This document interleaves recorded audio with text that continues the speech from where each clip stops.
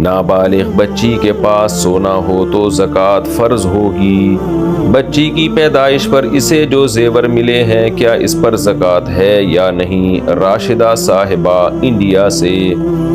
جی ہاں، بچی کی پیدائش پہ جو اس کو زیور ملتا ہے، نابالغ بچی ہے نا، تو اس پہ زکوٰۃ واجب نہیں ہے، تو زکوٰۃ واجب ہوتی ہے بالغ کے مال پر۔ تو یہ بچی جب بالغ ہوگی تو پھر اس پر زکوٰۃ ہوگی۔ بیٹیوں کے نام سونا کرنے سے زکوٰۃ کس پر ہوگی؟ میری 2 بیٹیاں ہیں اور میں نے ان دونوں کے نام زیورات تقسیم کر دیے ہیں، کیا اس تقسیم کیے ہوئے زیور کی زکوٰۃ مجھے نکالنی ہوگی یا نہیں؟ زوجہ مبین پٹنہ سے۔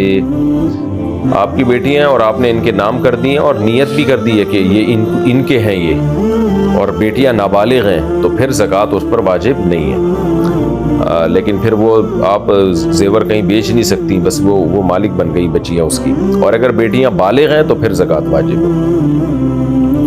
مستحق زکوٰۃ کی کیا پہچان ہے؟ کسی شخص کو زکوٰۃ دیتے وقت کیسے اطمینان کیا جائے کہ وہ صاحب نصاب نہیں ہے؟ عبد الجبار سعودی عرب سے۔ دیکھیں، ہر ایک کے اطمینان کا اپنا طریقہ ہوتا ہے۔ میں اطمینان ایسے کرتا ہوں کہ میں باتوں باتوں میں یہ پوچھ لیتا ہوں کہ آپ کے پاس گولڈ تو نہیں ہے، سونا وونا تو نہیں ہے، کیونکہ سونا آج کل تھوڑا سا بھی ہو تو بہت قیمت ہے اس کی، سونے کی قیمت بہت بڑھ گئی ہے، تو یہ پوچھ لیتا ہوں۔ اسی طرح میں باتوں باتوں میں یہ پوچھ لیتا ہوں کہ آپ کے پاس کوئی پراپرٹی تو نہیں ہے۔ اچھا، جب وہ کہتا ہے نہیں ہے یا ہے، اگر کہتا ہے تو میں کہتا ہوں اچھا وہ اپنا گھر ہوگا نا اس کے علاوہ، تو وہ بتاتا ہے ہاں نہیں، گھر کے علاوہ بھی ہے، گھر کے علاوہ بھی ہے، پھر تو وہ زکوٰۃ کا مستحق نہیں ہے، اور اگر اپنا رہائشی گھر ہے تو پھر اس سے کچھ نہیں ہوتا، وہ تو ضرورت میں داخل ہے۔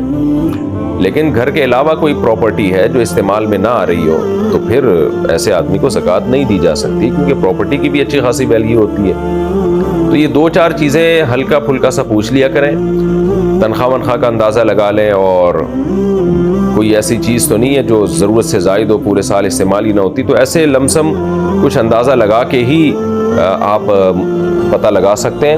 100% یقین کرنا نہ تو ممکن ہے اور نہ شریعت میں آپ پر واجب ہے، 100% تو یقین نہیں ہو سکتا، تو اس لیے آپ کا غالب گمان ہوا، آپ نے تھوڑی بہت تحقیق کی جو آپ کے بس میں تھی، اس کے بعد آپ نے اس کو زکوٰۃ دے دی، بعد میں پتہ چلا یہ مستحق نہیں تھا تو بھی زکوٰۃ ادا ہو گئی۔